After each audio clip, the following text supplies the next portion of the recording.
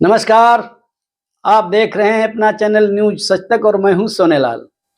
अभी भी जो मैं देखता हूं तो मेरे चैनल पर अभी मैं आज देख रहा था, मेरे चैनल पर जुड़ने वालों की संख्या दिन पर दिन बढ़ती जा रही है और लोग देख भी रहे हैं। लेकिन एक है कि उसमें अभी भी 69.4% ऐसे लोग हैं जिन्होंने अभी तक चैनल को सब्सक्राइब नहीं किया है, और जो चैनल हमारा देख रहे हैं उनमें से 30.6% लोग ऐसे हैं जिन्होंने सब्सक्राइब किया हुआ है। तो मेरी आपसे गुजारिश है कि आपको चैनल को देखिए भी और सब्सक्राइब भी करिए। सब्सक्राइब करने से हमारा मनोबल बढ़ता है, हमको और अच्छे पोस्ट लाने के लिए प्रेरणा मिलती है। तो हमारी आपसे गुजारिश है कि आप देखने के साथ में ही नीचे सब्सक्राइब लिखा होता है, उस पर क्लिक कर देना है। आपका चैनल जो है सब्सक्राइब हो जाएगा। जब हमारी कोई भी खबर आएगी तो आपको पहले मिलेगी। तो आगे चलते हैं।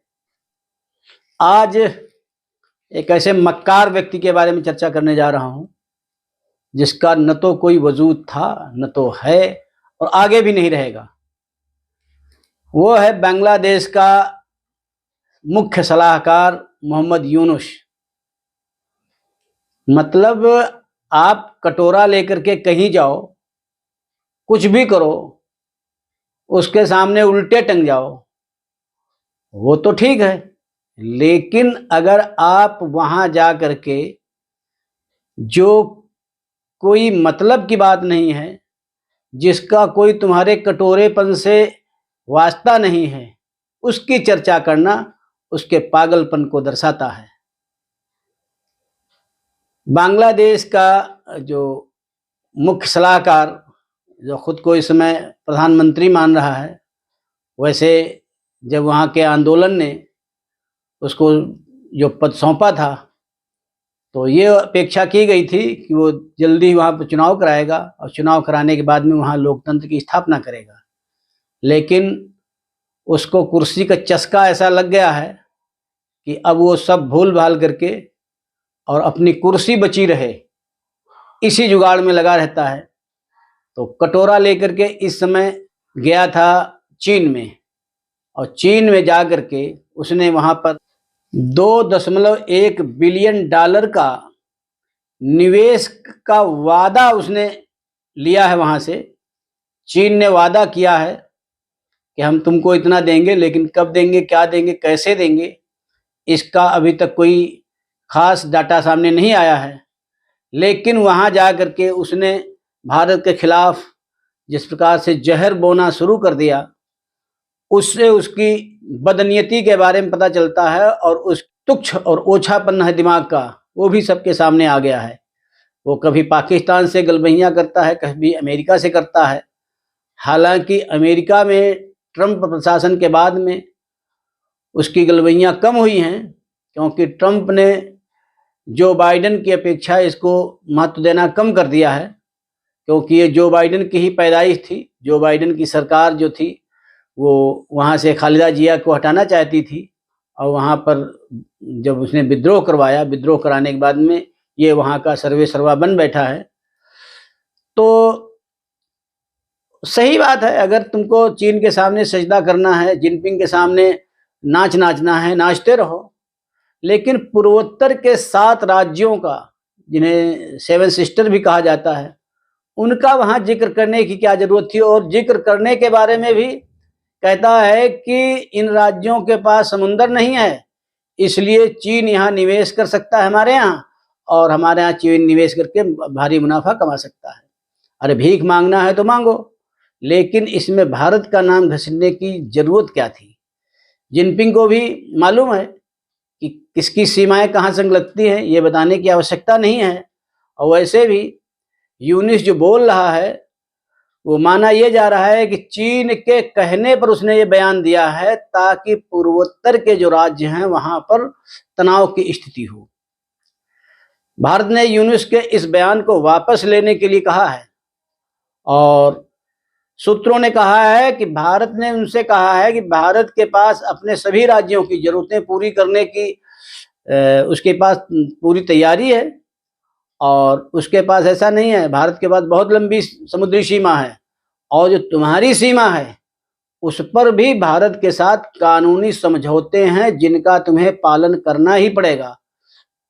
भारत के पूर्वोत्तर के सभी 7 राज्य भारत का अभिन्न हिस्सा है और उनके बारे में तुमको सोचने की जरूरत नहीं है।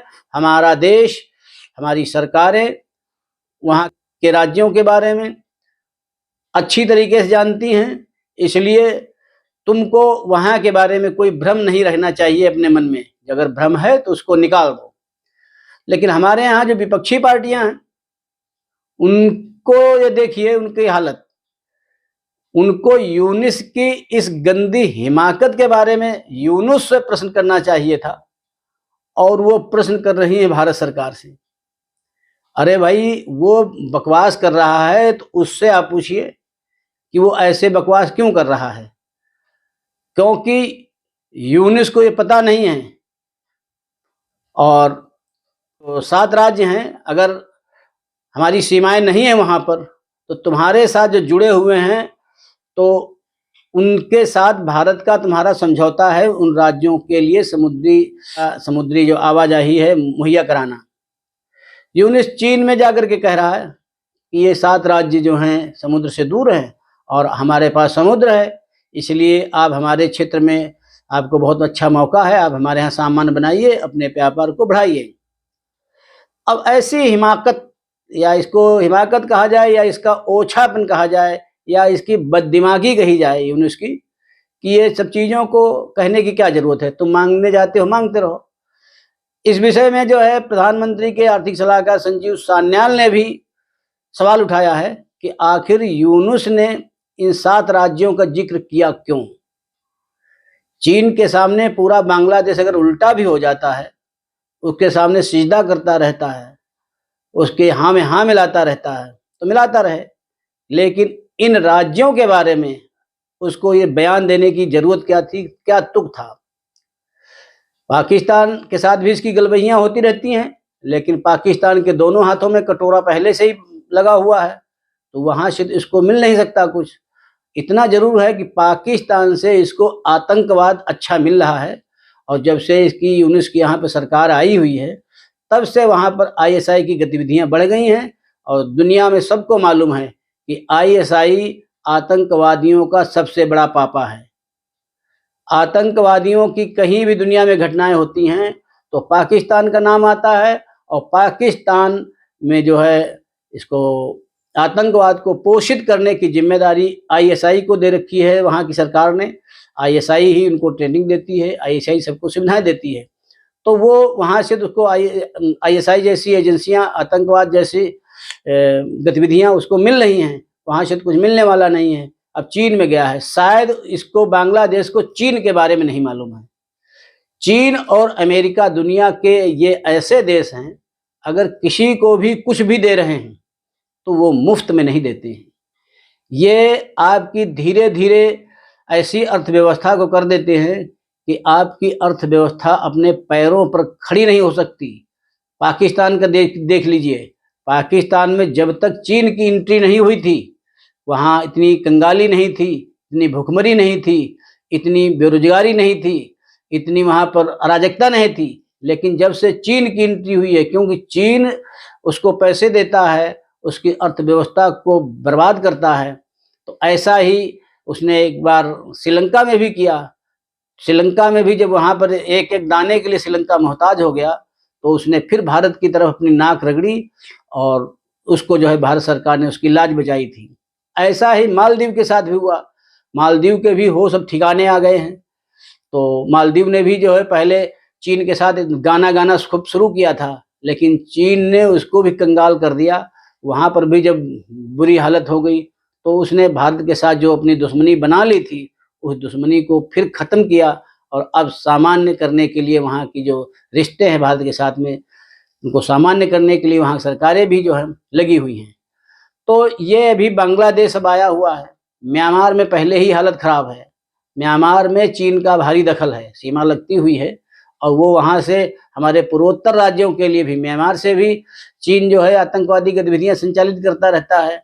अब इसका नया ठिकाना बना है बांग्लादेश और बांग्लादेश में यूनुस जैसे लोग जो खुद को तो कुछ नहीं प्राप्त कर पाएंगे, लेकिन बांग्लादेश का लंबा नुकसान करेंगे।